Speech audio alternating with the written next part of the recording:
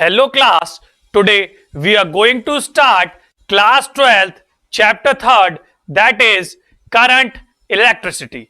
So class, we will going to start with its introduction. Current electricity. First of all, we will give introduction about that. There are two types of electricity: static electricity and current electricity. Static electricity creates lightning and static cling. Current electricity is the electricity that powers our homes and electrical devices. Current electricity is named for the way electron moves. They flow in one direction like a river current. यहां हम बात करने जा रहे हैं chapter current electricity की. अभी तक हम रिकैप लेते हैं. अभी तक हमने इससे पहले अपने दो चैप्टर पढ़े हुए हैं जिसमें हमने बात की है इलेक्ट्रोस्टैटिक्स की और इलेक्ट्रोस्टैटिक पोटेंशियल एंड कैपेसिटेंस की. इलेक्ट्रोस्टैटिक्स में हमने स्टडी किया the study of charges which are at rest. ऐसे चार्ज जो हम रेस्ट में पढ़ते हैं वो किस में पढ़ते हैं? इलेक्ट्रोस्टैटिक्स में. अब हम किसकी बात करने वाले हैं? करंट इलेक्ट्रिसिटी की.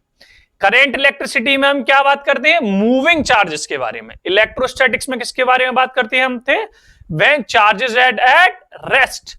अब हम बात करेंगे when charges is in motion, जब चार्ज मोशन कर रहे होंगे.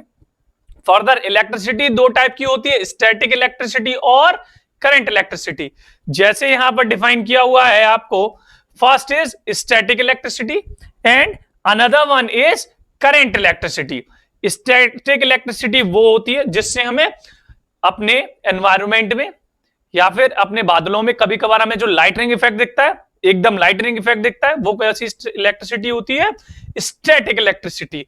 और करंट इलेक्ट्रिसिटी वो इलेक्ट्रिसिटी होती है जो हमें पावर देती है हमारे होम्स के लिए, जो हमारे घरों में बिजली चल रही है, जिस इंस्ट्रूमेंट से हम अभी पढ़ पा रहे हैं, जैसे हम ऑनलाइन डिवाइसेस. ये बेसिक इसमें नीड क्या है? बेसिक नीड है इलेक्ट्रिसिटी की. फर्स्ट ऑफ ऑल हमारे पास क्या होनी चाहिए? इलेक्ट्रिसिटी. तो करंट इलेक्ट्रिसिटी कौन सी इलेक्ट्रिसिटी है? जो पावर्स करती है हमारे होम्स को और इलेक्ट्रिकल डिवाइसेस को. करंट इलेक्ट्रिसिटी का नाम इलेक्ट्रॉन के मोशन पे दिया हुआ है. जैसे इलेक्ट्रॉन मोशन करते हैं एक डायरेक्शन में लाइक ए रिवर करंट. यहां पर हम एक डायग्राम देख लेते हैं. जैसे यहां पर आप देख पा रहे होंगे कि जब ये स्विच ऑफ हो गया तो इलेक्ट्रॉन्स बंद हो गए. अभी ऑन हो गया, अभी ऑफ है, इलेक्ट्रॉन्स ऑफ है. अभी ऑन है तो इलेक्ट्रॉन्स मूव कर रहे हैं. इलेक्ट्रॉन्स फ्लो कर रहे हैं फ्रॉम वन डायरेक्शन, एक ही डायरेक्शन में मूव कर रहे हैं, फ्रॉम दिस, इस डायरेक्शन में मूव कर रहे हैं. तो उससे हमारा बल्ब ग्लो हो रहा है. जब हमारे इलेक्ट्रॉन्स रिवॉल्व कर रहे हैं, आप इस डायग्राम में देख पा रहे होंगे, जब हमारे इलेक्ट्रॉन्स रिवॉल्व कर रहे हैं तब हमारा बल्ब क्या कर रहा है? ग्लो. और जब हमारे इलेक्ट्रॉन्स रिवॉल्व नहीं कर रहे हैं, मतलब इलेक्ट्रॉन्स मोशंस नहीं कर रहे हैं, तो हमारा बल्ब ग्लो नहीं कर रहा. जैसे आप इसमें देख पा रहे हैं अभी बल्ब ग्लो नहीं कर रहा था. This is the example of an current electricity. Further electric current. Electric current is the rate of flow of electrons in a conductor. Second point, the SI unit of electric current is the ampere. That is dq equals it, जिसमें हम q से अपने electric current को denote करते हैं. Electrons are minute particles that exist within the molecular structure of a substance. Sometimes these electrons are tightly held and the other times they are loosely held. When electrons are loosely held by the nucleus, they are able to travel freely within the limits of the body. Electrons are negatively charged particles, hence when they move, a number of charges moves and we call this movement of electrons as electric current.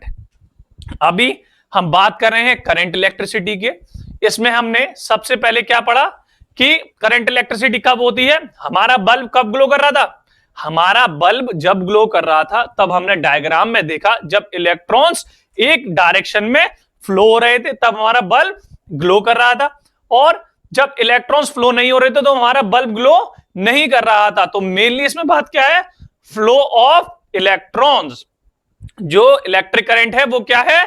Electric current is the rate of flow of electrons in a conductor. किसी भी conductor में, conductors as you all know, conductors क्या होते हैं?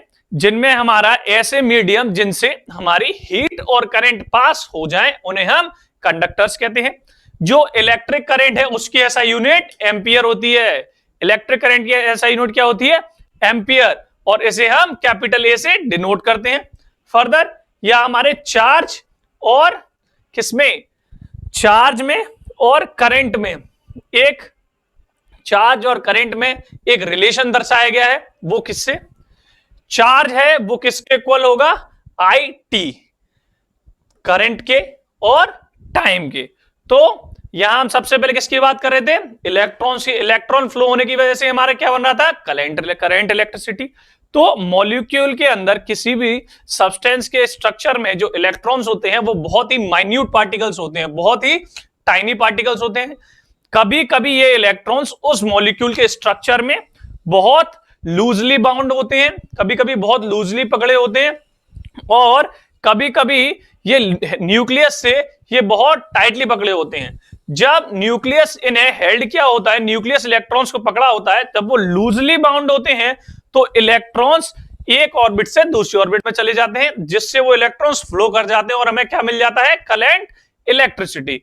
और जो electrons होते हैं वो कैसे होते हैं? Negative charge. Electrons are negatively charged particles. Hence, when they move, a number of charge moves, and we call this movement as known as electric current. और इलेक्ट्रॉन के मूवमेंट को ही हम क्या कहते हैं? Electric current. इसकी ऐसा यूनिट क्या होती है?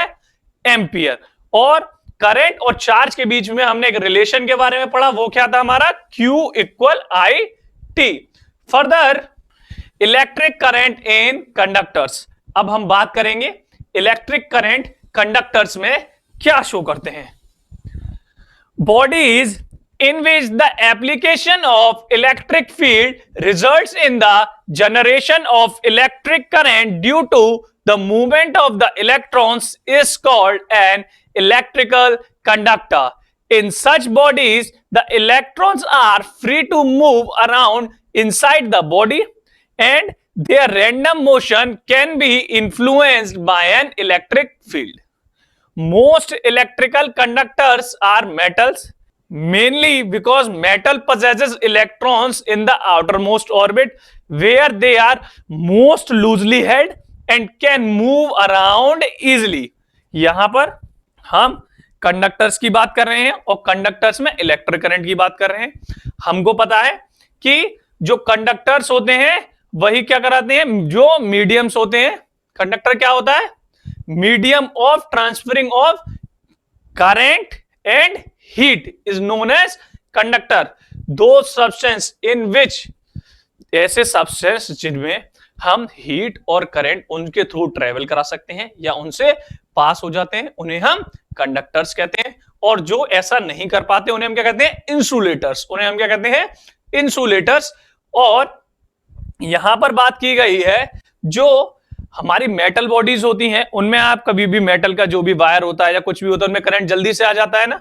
मेटल की कोई भी चीज में अगर करंट लगा हो तो बहुत जल्दी कैच करता है, बहुत जल्दी पकड़ता है। और उसकी मेटल में जो करंट लगा होता है उसकी इंटेंसिटी भी बहुत हाई होती है।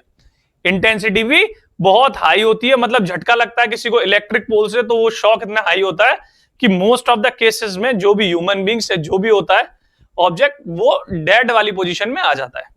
क्यों आ जाता है? क्योंकि मेटल्स में जो उसके इलेक्ट्रॉन्स होते हैं वो सबसे लूजली बाउंडेड इलेक्ट्रॉन्स होते हैं। मेटल्स के ऑर्बिट में, आउटर मोस्ट ऑर्बिट में जो इलेक्ट्रॉन्स होते हैं वो सबसे लूजली बाउंड होते हैं, इसीलिए वो इजी फ्लो कर जाते हैं from one orbit to another, और इसीलिए वो सबसे ज्यादा इलेक्ट्रिक करंट प्रोड्यूस करते हैं। यहां पर इलेक्ट्रिक फील्ड को दर्शाया गया है, यहां पर इस बॉडी में इलेक्ट्रिक फील्ड को दर्शाया गया है, और चार्जेस को, पॉजिटिव चार्ज और नेगेटिव चार्ज, जो कि डायरेक्शन में, किसके डायरेक्शन में? In the direction of electric current. तो इस डायग्राम से हमें क्या समझ में आया? इस डायग्राम से हमें यह समझ में आया इलेक्ट्रिक फील्ड की डायरेक्शन किस डायरेक्शन में होती है? In the direction of electrons. क्योंकि इलेक्ट्रॉन्स कैसे होते हैं? Negatively charge. तो यहां पर आप क्या देख सकते हो? Negative charge. Further Ohm's law. अब हम बात करने जा रहे हैं इस चैप्टर के one of the important topics Ohm's law. इससे हमें काफी सारे आगे न्यूमेरिकल्स देखने को भी मिलेंगे और ये बहुत इंपॉर्टेंट टॉपिक भी है। एक बेसिक है इस चैप्टर का Ohm's law. A basic law regarding flow of currents wave discovered by G.S. Ohm in 1820.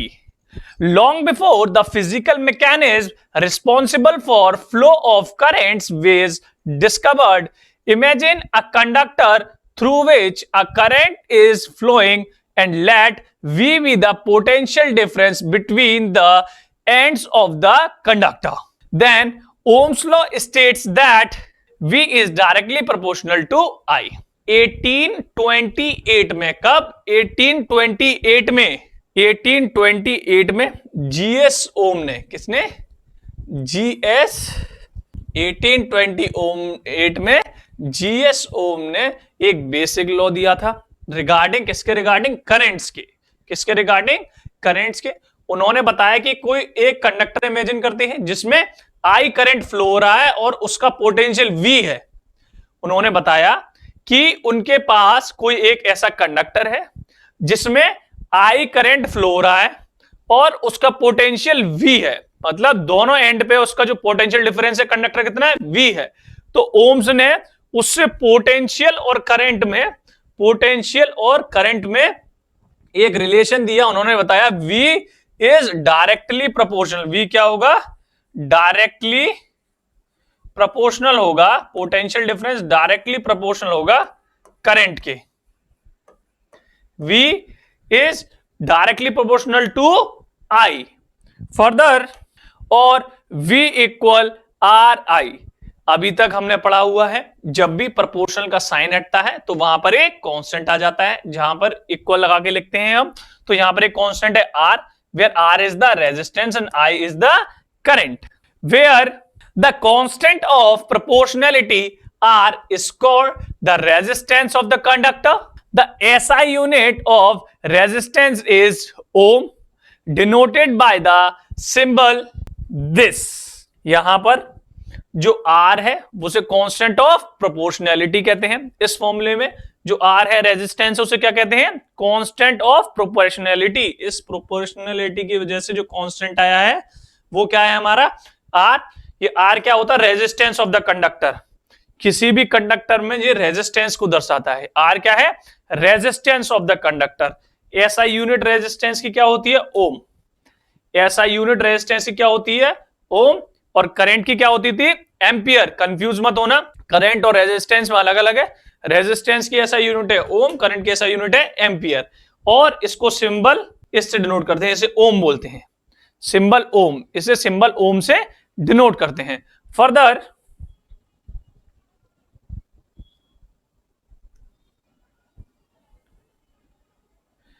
illustrating the relation R equal rho LA for a rectangular slab of length L and area A of cross section A।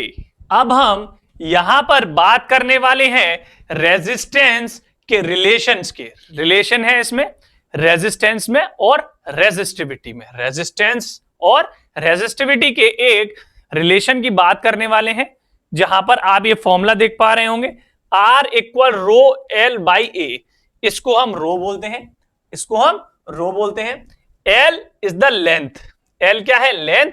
A is the area. L क्या है? इस rectangular, यहां पर आप एक slab देख पा रहे होंगे, इस रेक्टेंगुलर स्लैब की जो लंबाई है दैट इज L, एंड इसका जो एरिया है that is A। That is A। यहां पर आप पहले रेक्टेंगुलर स्लैब को देख पा रहे होंगे जो एक लेंथ में है। फिर यहां पर हमने उस रेक्टेंगुलर स्लैब को एक और पार्ट में दिया तो दोनों की लेंथ क्या हो गई? L L, बट एरिया रहा सेम। अब हमने उनको अलग अलग डायरेक्शन में रख दिया जिससे उनका एरिया दो पीस डिवाइड करके अलग अलग रख दिया। तो इस सी पार्ट में जो उनकी लेंथ L और L थी, अब उनकी लेंथ सिर्फ कितनी रह गई? L, और एरिया डिवाइड हो गया A/2 and A/2। Further the resistance R not only depends on the material of the conductor but also on the dimensions of the conductor.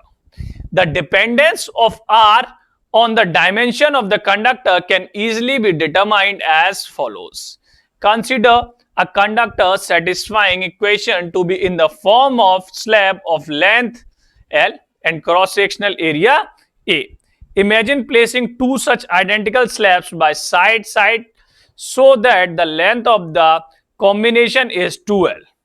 The current flowing through the combination is same as that flowing through either of the slabs. If V is the potential difference across the ends of the first slab, then V is also the potential difference across the ends of the second slab.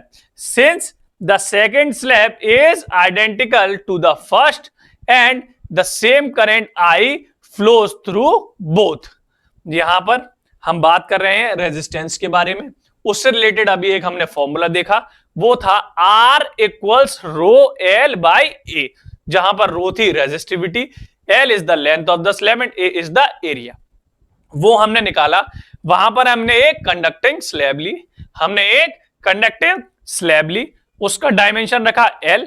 फिर हमने ये देखा उसके फॉर्मूले से जो resistance होती है वो सिर्फ मटेरियल पे डिपेंड नहीं करती, कंडक्टर के डायमेंशंस पे भी करती है. जो रेजिस्टिविटी होती है, रेजिस्टेंस सबको पता है. रेजिस्टेंस क्या होता है? कोई भी करंट हम जितना लेना चाहते हैं पूरे अमाउंट में नहीं आ पाता कहीं किसी भी सोर्स से, वो कुछ ना कुछ हीट की फॉर्म में, किसी ना किसी की नॉइस की फॉर्म में वो करंट 100% नहीं ट्रांसफर हो पाता. और जो रेजिस्टेंस एक तरह का प्रतिरोध है जो रोकता है टोटल करंट को फ्लो होने में. टोटल करंट फ्लो नहीं हो पाता, वो सिर्फ रेजिस्टेंस होता है. उसका एक आपको आप बोल सकते हो रेजिस्टेंस किसकी वजह से, कि मटेरियल सही नहीं है किसी चीज का. किसी भी चीज का जो भी हमने वायर लिया है या जो भी कंडक्टिंग स्लैब लिया उसका मटेरियल सही नहीं है, ये बोल सकते हैं आप. और फर्दर यहां पर एक और चीज आप ले सकते हैं. मटेरियल के बाद जो हमारा फॉर्मूला था उसने हमें एक इंपॉर्टेंट बात बताई. जो हमने हमारा फॉर्मूला क्या लिखा हुआ था वहां पर अभी, R equals rho L by A. ये हमने वहां पे फॉर्मूला लिखा हुआ था. रो जहां पे रेजिस्टिविटी था, तो ये सबको पता है कि मटेरियल वायर का अच्छा नहीं होगा, कंडक्टिंग स्लैब का मटेरियल अच्छा नहीं होगा तो भी उसका रेजिस्टेंस उस पर डिपेंड हो सकता है. तो यहां पे ये फॉर्मूला में ये बताता है सिर्फ मटेरियल ही नहीं कंडक्टर का, सिर्फ रेजिस्टेंस के लिए कंडक्टर का सिर्फ मटेरियल ही डिपेंड नहीं है. रेजिस्टेंस के लिए हमारे इस फॉर्मूले में वापस आइए, इस फॉर्मूले पर वापस आइए क्लास. यहां पर ये देखिए रेजिस्टेंस किस पे डिपेंड है, लेंथ और एरिया पर भी डिपेंड है. किस पे डिपेंड है, लेंथ और एरिया पे. ये क्या है, डायमेंशन है कंडक्टर के.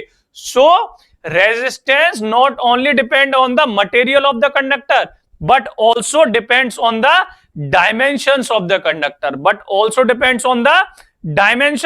कंडक्टर, वो डायमेंशन पे भी डिपेंड होता है कंडक्टर के. कैसे? अब उसको लिए हमने एक स्लैब, पीछे आपने 3 डायग्राम देखे, उसमें A B C स्लैब्स देखी. पहले स्लैब जिसका L लेंथ थी और एरिया था A, फिर हमने उसको हॉरिजॉन्टल 2 पार्ट में रख दिया, जहां से उसकी लेंथ कितनी हो गई 2L, एरिया सिमिलर रहा A across the ends, but हमने उसको 1 by 1 ऊपर नीचे रख दिया. तब उसकी लेंथ कितनी रह गई L, बट एरिया डिवाइड हो गया A by 2 और A by 2 में. अब ये हमने यहां तक देखा, लेकिन पोटेंशियल डिफरेंस दोनों का सेम रहा. जो इस एंड पे पोटेंशियल डिफरेंस V था एक एंड पे, और स्लैब के दूसरे एंड पे पोटेंशियल डिफरेंस V था. क्यों था? क्योंकि आपने पहला फॉर्मूला देखा, उसमें जो पोटेंशियल था और किसके बीच में हमने रिलेशन देखा था, करंट के. किसके बीच में हमने रिलेशन देखा था, पोटेंशियल और करंट के बीच में हमने रिलेशन देखा है. पोटेंशियल और करंट के बीच में हमने रिलेशन देखा है.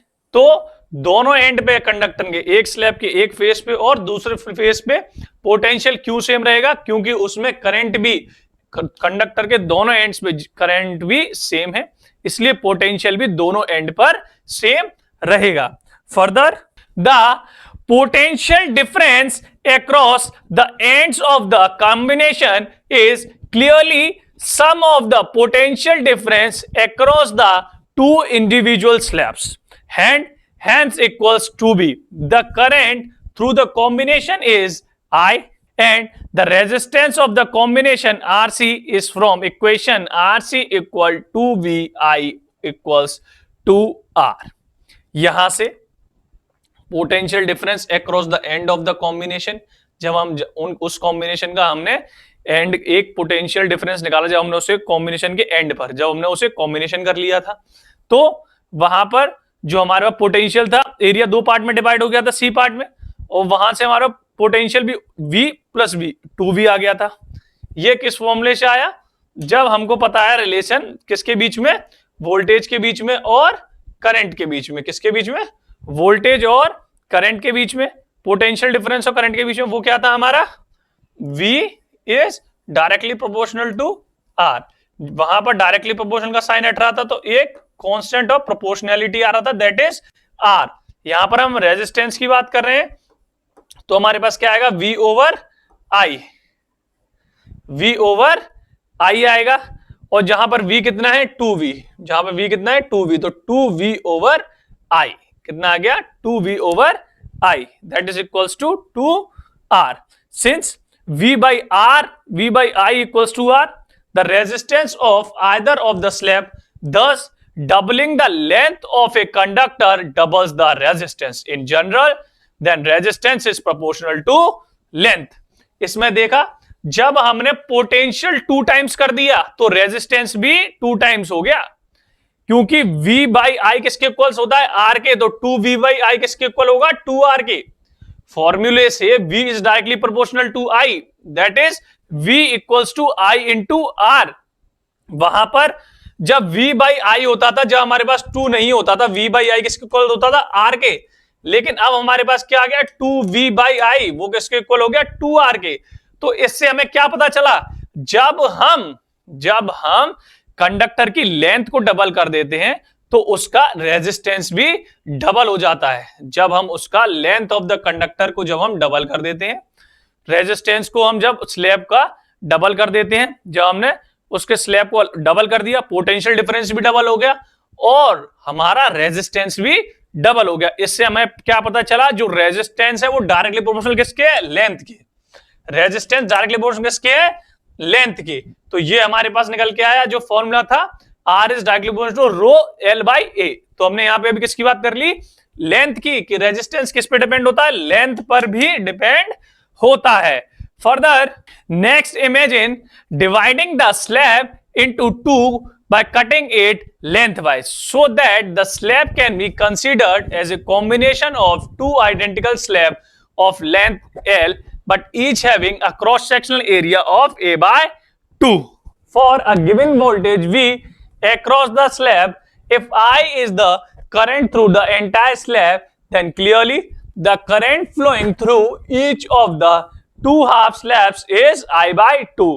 Since the potential difference across the ends of the half slab is B, that is the same as across the full slab. The resistance of each of the half slabs R1 is R1 equals V I by 2. That is equals 2 VI equals 2 R.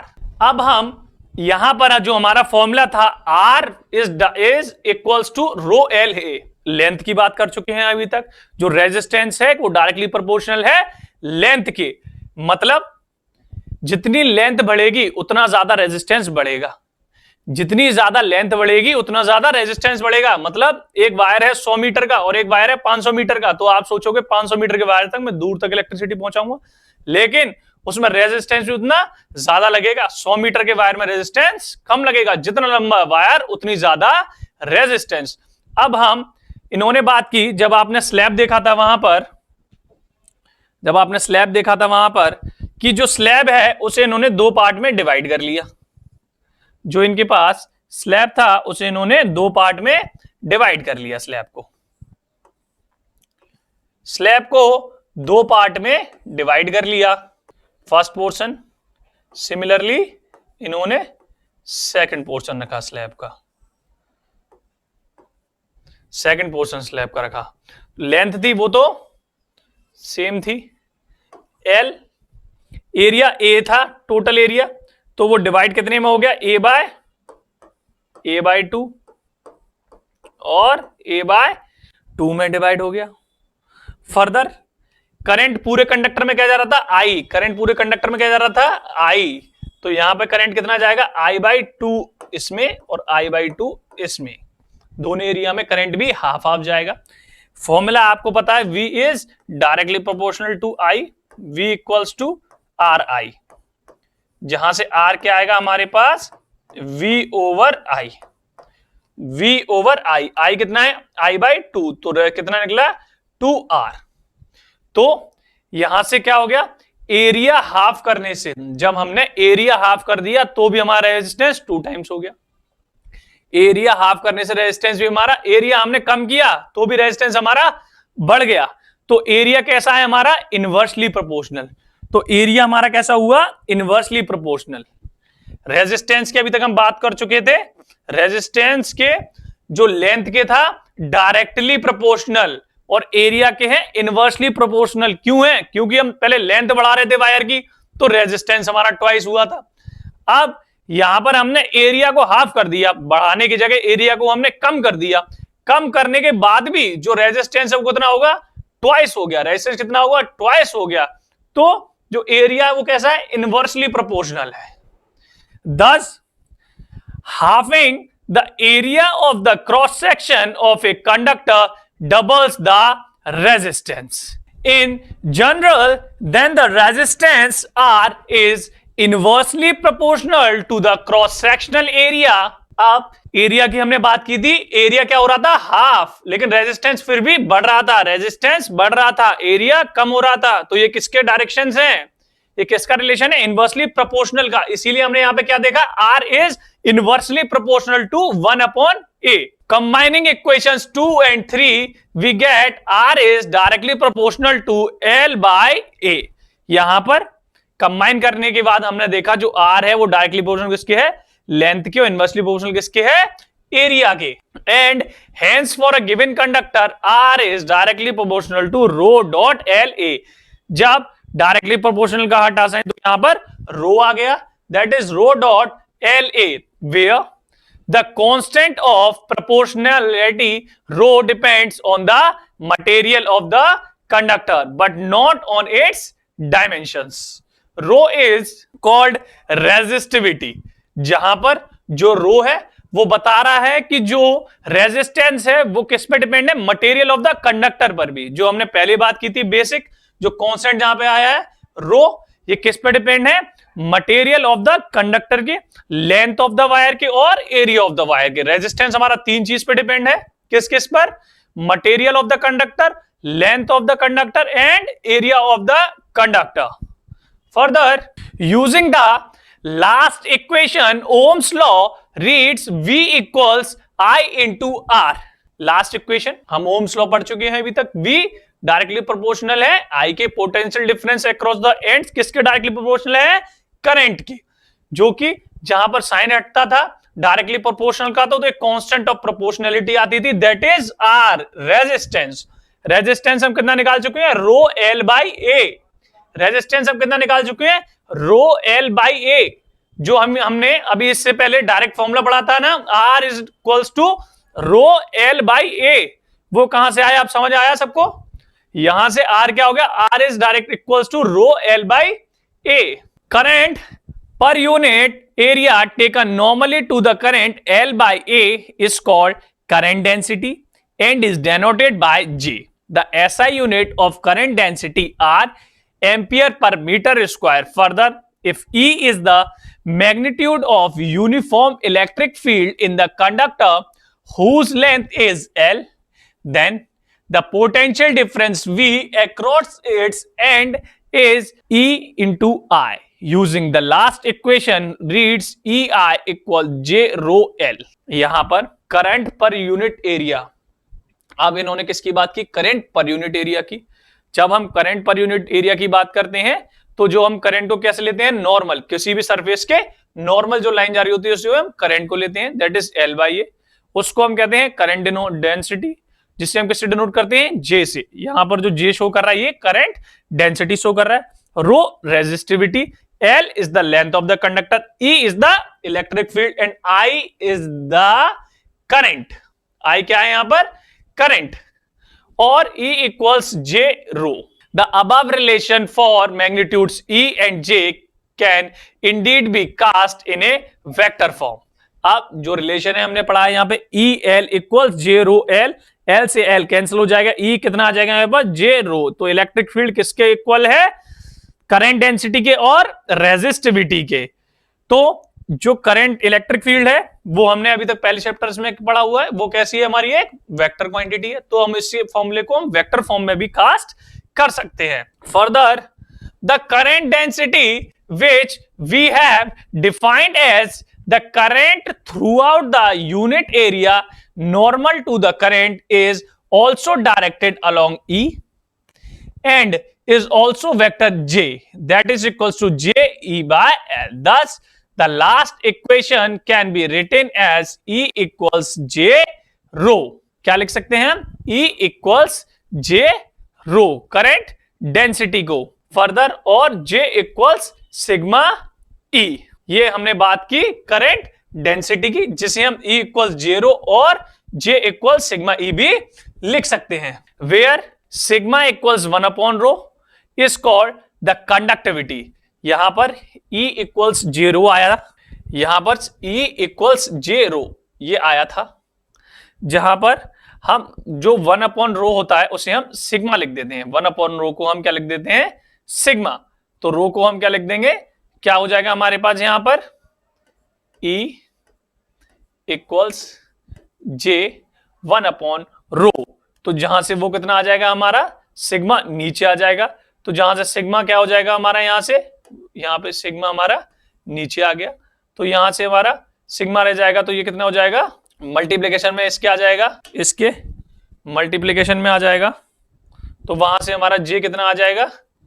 हमारा J आ जाएगा equals sigma E के। E क्या है? Electric field जहां पर, और जो sigma है ये किसका है? कंडक्टिविटी। ये किसके बारे में बात कर रहे हैं? कंडक्टिविटी के बारे में। और J क्या है? Current density. Further, Ohm's law is often stated in an equivalent form in addition to equation 1.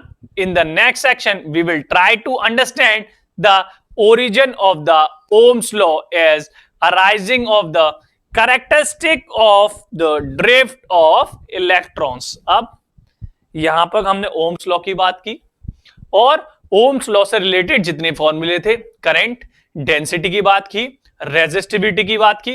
Resistivity हमारा किस पे डिपेंड्स था? हमारा जो रेजिस्टेंस था किसके इक्वल सा? Resistivity rho L by A, length के डायरेक्टली प्रोपोर्शनल और एरिया के इनवर्सली प्रोपोर्शनल। ओम्स लॉ में देखा जो पोटेंशियल डिफरेंस है अक्रॉस द एंड्स वो किसके डायरेक्टली प्रोपोर्शनल थे? करंट के। किसके डायरेक्टली प्रोपोर्शनल थे? करंट के। जब डायरेक्टली प्रोपोर्शनल का साइन हटता था तो हमारे पास एक कांस्टेंट ऑफ प्रोपोर्शनैलिटी आता था, वो क्या था? R। अब हम नेक्स्ट जो यूनिट है, नेक्स्ट टॉपिक में हम बात करेंगे नेक्स्ट वीडियो में अपनी, किसके बारे में? कि ओम्स लॉ का ओरिजिन कहां से हुआ। तो आज की क्लास यहीं एंड करते हैं। Thank you.